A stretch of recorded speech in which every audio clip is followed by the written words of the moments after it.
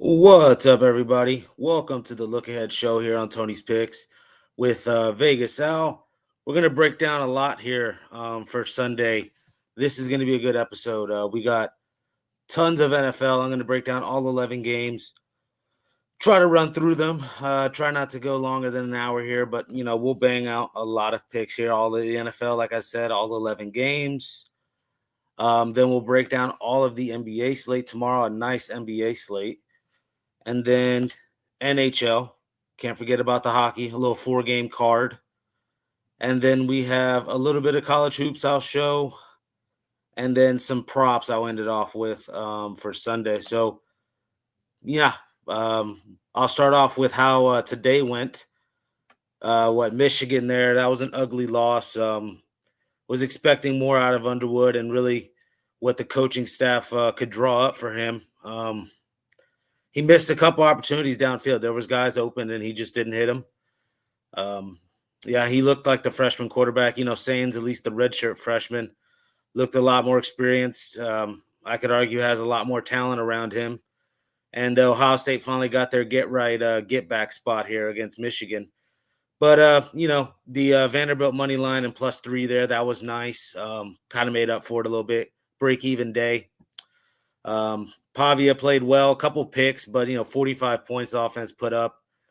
Vanderbilt running the ball effectively. It was a good showing there. So I'll talk a little bit about Friday night too. I got the Texas win there to go through. That was another good one. Arch Manning looked nice run there to cap the game off. So it's been a pretty solid weekend. It's been a pretty solid week as well. On the 7-day leaderboard. Big dog I hit on in soccer there is basically what got us up this week. It's been 50-50 after that, really. But, we're chasing plus money. So 50-50 at plus money is never going to complain. But, let's get into it here. We got the first NFL game we'll break down here. 49ers at the Browns. Total here at 34.5. Be in mind, I did put in a bunch of these headline banners here a couple hours ago. So if the lines moved, the lines moved. But I'm on the 49ers here. You guys can see it was a nice showing last week, obviously, from Shador. But I think even with the 49ers being banged up on defense, I still think this will be a head and shoulders better defense than what he got to see against the Raiders. Purdy didn't play well last week, 3 interceptions. I feel like in this spot, against the rookie here, he's going to want to show out and play well. Can't give up 10 sacks there like the Browns had last week, but this is the 49ers for me all day. They control this game. Short passing, get the ball out quick. Again, you don't want to give sacks up here to Myles Garrett. And then when they get the lead, they'll run it there with McCaffrey and ice this game out. I like the 49ers -5.5. On to the next one here. We got the Jaguars and the Titans. Just been calling Trevor Lawrence look like Tarzan, play like Jane, the poster boy of it. Hasn't had too bad of a season here. I'll give him his credit. Last week was a big-time win there. Kind of fluky if you look at these. If you look at the box score, if you watch that game, to the Jaguars' credit, they had a bunch of long drives, 12, 14-play drives, about 3 or 4 of them in that game. And then, obviously, Chargers were playing from behind the whole entire way. A couple bad picks. Just that one got away from the Chargers real quick. And I don't know. I feel like the Titans have actually been playing pretty good ball themselves. This is a divisional matchup. Obviously, Titans really have nothing to play for, but their defense is starting to get healthy. Jeffrey Simmons came back in the game last week there. Backdoor covered as well against the Seahawks. I remember being on the Seahawks. That was an ugly one. I'm on the Titans here, plus the 5.5. I do think they can keep this close. I like this one kind of to be low scoring as well. An under 41.5, I'm not mad at. I want the points there if it's going to be a low scoring game. All right. We're on to the next one here. Texans and Colts. Colts laying to 3 still here. Total 44.5. Obviously, Texans were dealing with their own quarterbacks situation here. I'm making this one off the fact that Jones isn't looking good. I've seen some practice film. He could be playing a little, games here or shenanigans, but the fractured fibula is to be able to try to tough that out is a little sketch. And I know Houston's going to have their ears pinned back. Will Anderson and the rest of that crew up front for the Texans. Give me the +3, if not an outright victory in this divisional matchup. I've been calling the Colts fool's gold all year long. I think it's starting to come, true here. And then again, just the Daniel Jones injury. We're on here to the Saints and the Dolphins. Total here is 41.5. Dolphins laying 5.5. This one actually I could see being a little bit of a shootout here. I like the over, obviously. Shaw, I expect to open up a little bit. There'll be, a guy like Devin Neal out the backfield. Kamara's not going to play here. But at the end of the day, I still think maybe I would back the Dolphins. I just don't want to lay this -5.5. This might be a parlay piecer, or just if you want to touch it over, this is to me an over, no doubt about it. I see Tua in this offense. Devon A-Chain having a big day. We'll get to him later on. But yeah, the Dolphins here, I don't know. The over 41.5 to me is a lot better. I like plenty of offense here in this one. And a pretty smooth weather for November here in Miami. On to the next game, the opposite. We got a bad weather game here. I'm seeing 18-mile-per-hour winds, about a 65% chance of rain or expected rain here. Total at 39.5. So that total tells me all you need to know. Jets can play a little bit of defense as well. That Broncos game out there overseas comes to mind. They can play some defense when needed. And going against the Falcons with another kind of defensive-minded coach here, Raheem Morris. Don't know what you're going to get out of Kirk. Don't know what you're going to get out of Tyrod Taylor either. Yes, that's why I'm on the other 39.5. Again, the weather plays into this one as well. A lot of running the ball and a lot of 3-and-outs. That's what I see here in this one. Kicking game as well. Long drives with missed field goals. Give me the under 39.5 in that one. We got the Rams and Panthers here in this one. And Panthers really off a bad showing there on Monday night. Had plenty of opportunities to win that game against the 49ers. And this one, I'll be short with it. I think it's Rams all day, -10. I think they can even name their score in this one. Not a believer in Bryce Young. I think Stafford's going to go out there and put a clinic. And Rams kind of have a nice little soft schedule for a little bit. And then they got a couple – I think they actually do have a nice little this might be a look ahead, actually. They have a nice opponent next week. But they got to win every game they can, actually. They're third in the NFC West. If I was now, it's the 49ers that we get into next. But it's a tight NFC West. They got to win every game. That one's going to come down probably to the final game of the season. Give me the Rams here, big, -10. Don't be scared to lay it. Next game here, we got the Cardinals and the Buccaneers. Baker, shoulder problems here. It's not the throwing shoulder, it's his left shoulder. But I don't know. To me, it's already writing on the wall. I like what Jacoby Brissett's been doing here with the Cardinals. 11 touchdowns, 3 interceptions, playing solid ball, playing for a starting job, in my opinion. I'm on the Cardinals here, plus the 3.5. I just don't know what you're going to get out of Baker at the end of the day here. Give me the Cardinals on that one. All right, next game, we got the Vikings and the Seahawks. Brosmer is supposed to be the starting quarterback here on for Minnesota. J.J. McCarthy is still going to be out, or is going to be out for this one. What do you call it? Seahawks just still playing good ball. I know they didn't cover that big number last week, let a backdoor, but I think they get a bigger lead here against Minnesota, against this virtually unknown here coming in. I think he's had a couple starts, or at least I've seen him in the preseason. This Brosmer kid, yeah. Seahawks all day here, -11.5. Also, a little bit of a revenge spot for Darnold. Gets to rub it in a little. Give me the Seahawks -11.5. On to the next one. We got the Chargers and the Raiders. This one here, I like the Chargers -9.5. This is a bounce back spot for sure for the Chargers. Again, just got absolutely out time of possession last week against the Jaguars. I look for them to do that now here against the Raiders and eke out some long drives. You know Harbaugh's going to want to run the ball, get Justin Herbert back on track. He hasn't played that well recently. This is a bounce back, get right spot here for the Chargers. I'll lay it here, -9.5 against the Raiders. And then probably the game of the day, I would say, here with the Bills and Steelers. Looking like Aaron is going to try to play in this one. I don't think it matters. I'm on the Bills here, -3. Would like to see some defense played here in Buffalo. But I don't know. At the end of the day, I think it doesn't matter. I still think if this one turns into a shootout, I'd rather be on the Josh Allen side than the Aaron Rodgers side at almost 40 years old or whatever he is. But yes, I will take the Bills here minus the 3 against the Steelers. And if Rudolph does play, again, I'll still take Josh Allen and this Buffalo Bills offense.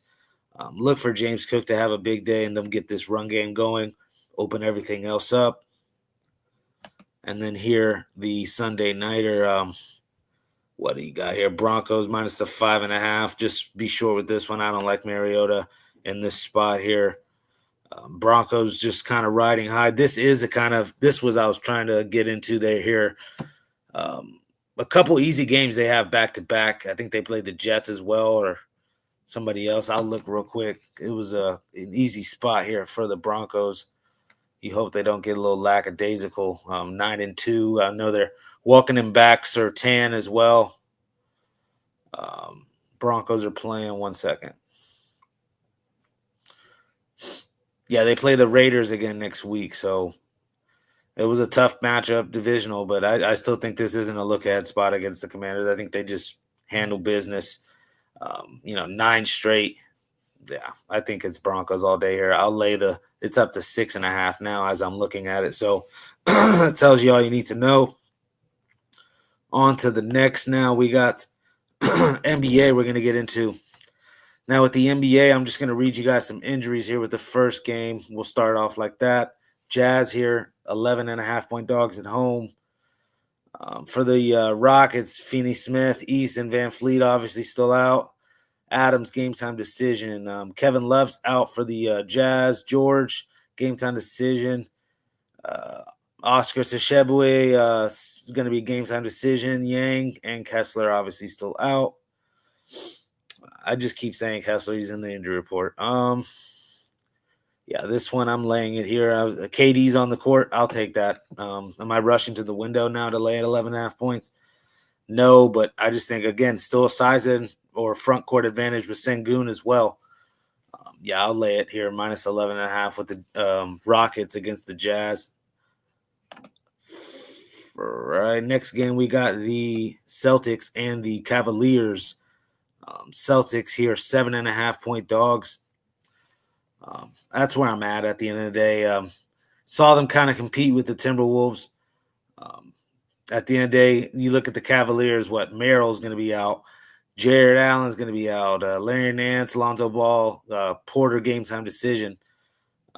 I don't know. To me, the Celtics are still scrapping up a roster. They competed the other night and won outright against the Pistons the other night, basically one of the best teams in the East right now. I think this Boston team's scrappy enough to even possibly win this one outright. Yes, I'll take the 7.5 points with Boston against the Cavaliers here. All right, we got the Raptors and the Knicks. I'm kind of the same sentiment here. No RJ Barrett. That might be a big piece missing going forward. But I still think the Raptors have plenty enough. The Ingram acquisition was for this reason. Somebody was going to go down, and, the forward spots deep on this team. Scotty Barnes, double-double is always live. We know this. I like the Raptors here, plus 7.5. I still think the Knicks are always going to be overvalued. We know this too. Shamit's out, Onanubi's out. Nothing unusual from the Knicks side. Still basically the same guys kind of out. Yeah, I don't want to lay anything with the Knicks of this magnitude here. I like the Raptors plus the 7.5. We got Sixers and Hawks next. This one I'm on the 76ers. This one, injury report was ugly here on both sides. Dante and Trae Young obviously still out. Porzingis is going to be out. Derisic out. So the front court for the Hawks is always next man up. But same thing with the 76ers. Embiid's not going to play. Wofford's not going to play. Drummond's game time decision. Edgecombe, it's just an injury report nightmare. But I still think of Jared McCain, Kelly Oubre, Tyrese Maxey's out here on the court averaging 31 points a game. I still think from the perimeter, I would I would like the 76ers a little bit more. It's Nickeil Alexander-Walker, and then You got to hope Jalen Johnson has a good night from three. I don't know what are they shooting here from three, right? From three, 37% from the Hawks is not too bad, I'm telling you. But yeah, that's why the over 234.5 isn't that bad. This one's a tough one. I'm on the Sixers. Again, more experience here. They're shooting 37% from three, both of these teams. Yeah. So 76ers still. The reason why, I already said, I think a Jared McCain, Tyrese Maxey duo there is a little bit more dangerous than anything the Hawks have. Quentin Grimes, another sleeper off the bench for the 76ers. That's that. Minus 1.5, though. Let me get the minus 125 money line on this for sure. All right, we're going to do it. We're on the Thunder. We're finally going to jump on the bandwagon. You know I like to fade the Thunder. I think I was even on the Thunder that their first loss of the season and only loss this year when it was against Portland. Then I think I hopped on them again when they beat them big time against the second time out. And here I think is similar to the second matchup. Give me the Thunder because Drew Holiday out, Matisse Thybulle out, Scoot Henderson out. Those pieces were all there that first matchup. That's what gets me liking the Thunder here, minus 12.5. Again, our team on a mission. 20 wins, 1 loss. I can definitely see it. 19-1, obviously, to start the season. Can only look their way. On to the next game. We got the Spurs and the Timberwolves. This one is a one I like a lot here. The Timberwolves minus 3.5. Spurs are kind of in coast mode already out the gate. They're happy to be 13-5. We'll rest Wemby with the calf issue. Stephen Castle still not going to play. Who else? Harrison Ingram, game time decision. McLaughlin out. Clean injury report from the Timberwolves. Can only be looking their way. Naj Reid, a big day. I'll look for him in the props. Obviously, you can always look at Ant-Man props. Yeah, I'm on the Timberwolves here, minus 3.5 at home. All right, next game, we're on the Grizzlies and the Kings. I remember this one vividly. It was when we caught the Kings plus 18 against the Thunder. Then we turned right back around on the back-to-back and took them there plus 2.5, plus 3.5 in Memphis. They got boat raced in that game. I'm going to do it. I'm going to go right back to the Kings. This time they're at home. I would say this is a revenge spot. They're going to remember that, what happened. I know I do. But I think at the end of the day, look at this injury report for the Grizzlies. I know John Morant's not going to be playing. Who else? There was another core of guys. Scottie Pippen Jr., Brandon Clark, Javon Small, Ty Jerome, and obviously just Sabonis and Schroeder. Those guys, I'm still waiting on a Maxine Reynald appearance, at least a meaningful one. I'm about to have to give up on it. I don't think it's even the kid's fault. I think they just don't give them the opportunities. Throw the ball down low to him, work it in there. They're playing Eubanks a lot more. That's the problem. But whatever. Anyways, I still think the Kings have plenty of pieces. Monk, Russell Westbrook. We'll take the aging DeRozans and Levines. But yes, Kings plus 3.5. Give it to me. Sign me up. Probably even the money line there. 230.5 seems light as well. That might be a triple play. Over, money line. Yeah, you name it. All right, on to the next and final game in the NBA. We're going to take the plus 14.5 here with the Pelicans. And the Pelicans injury report's ugly. No Herbert Jones, no Trey Murphy. 2 big pieces. It's hard to almost want to bet the Pelicans with them. And then, no Jordan Poole either. Who's going to get any sort of offense going for the New Orleans Pelicans here? Jordan Hawkins out as well. Well, let's just look at how they were able to compete tonight against the Warriors. I think they can do something very similar here against the Lakers. Who we got? Jose Alvarado still going to be out there. Jeremiah Fear, Sadiq Bey. I like this cat, Derek Queen. He's making a big name for himself already, rookie year.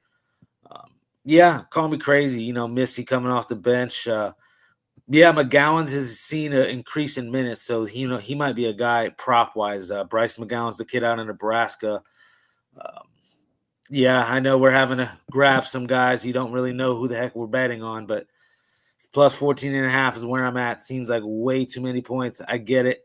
Lakers at home, rolling off to a very, very hot start. 14-4, looking like one of the best teams in the Western Conference.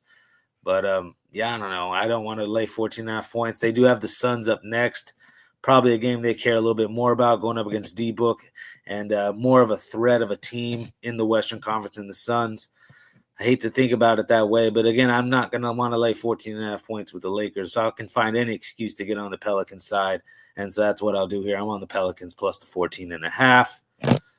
All right, now we get on to the ice. We're breezing through this show, guys. We're breezing through this show. All right. 1 second, get on this ice. Capitals here and Islanders. Capitals minus 125 is where I was looking at. Just playing a little bit of the better hockey. The last, I believe it was, let me pull this up. I had it here.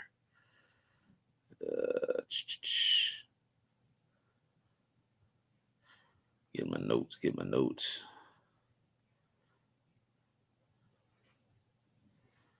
notes. Yeah, it was 2-1 head-to-head last 3, and then it was 13-7 in their last 20 games straight up against the Islanders. 8-3 last 11 games on the road against the Islanders. They historically have dominated this series and are playing the better hockey this year, I'd say. And, yeah, I'm on the Capitals minus 125. I'll pay a little bit of the juice. I was thinking the same sentiment here with the Ducks, but no, I got on the Blackhawks. Blackhawks already beat them this year. Another, Bedard versus the Ducks young core. Bedard has a couple veterans along with him as well. Yeah, I like the Blackhawks here to basically win again. Ducks will get that revenge spot final matchup. They've played against each other at home. That's the way I'm kind of looking at it. Blackhawks win the season series 2-1. Nothing surprising there. I'll get a little bit of plus money, plus 105, and riding with the Blackhawks at home here. Yep. On to the next one. We're on the Flames and the Hurricanes here. No way will I bet on the Flames at all this year. I know plus 215 seems like a great attractive price. Yes, I'm on the Hurricanes. I'll lay the puck line. It's not a great one. Yes, but I can only look their way. minus 1.5 with the Hurricanes. On to the next one here. We got the Senators and the Stars. Picks under 5.5. Ottinger, DeSmith playing great between the pipes. DeSmith and Ottinger, and then what is it? 8 of the last 11 matchups against each other have gone under. Or was that the other one? No, that was the other one. 8 of the 11 with the Capitals and Islanders. Capitals winning. That's what I was talking about. It was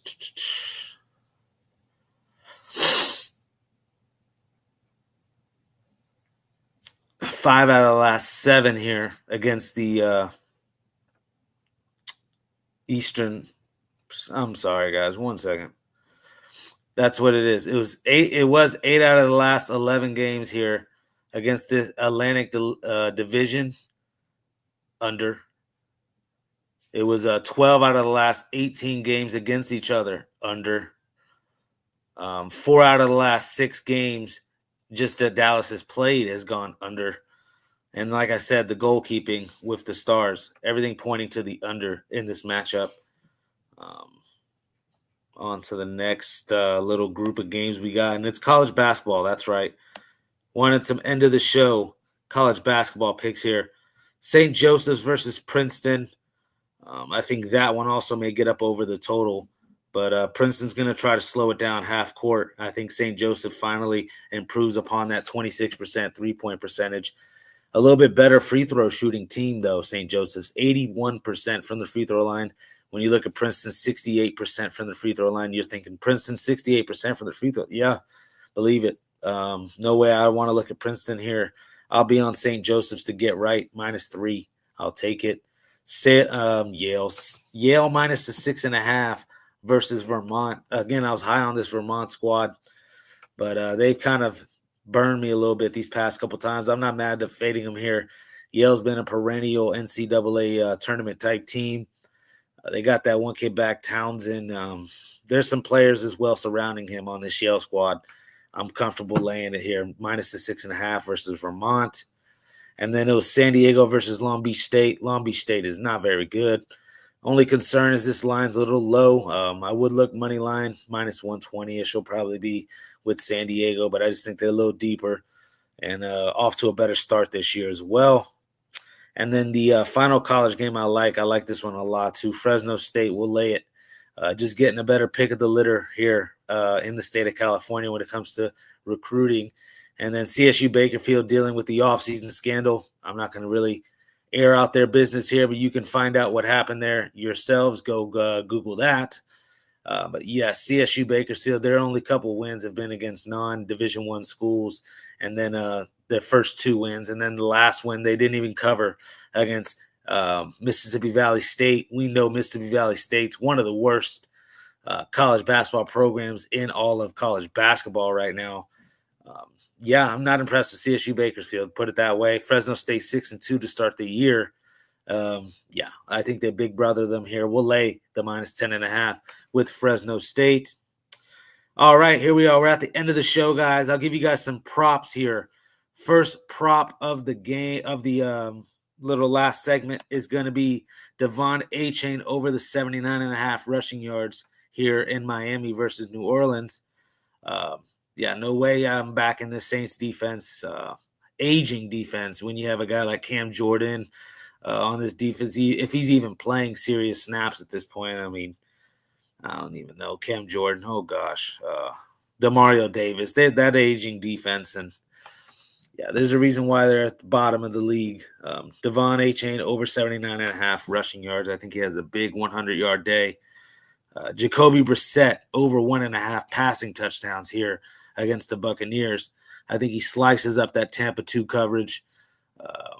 Again, I think Baker has himself a pretty bad day. Gives Jacoby Brissett possibly some short fields.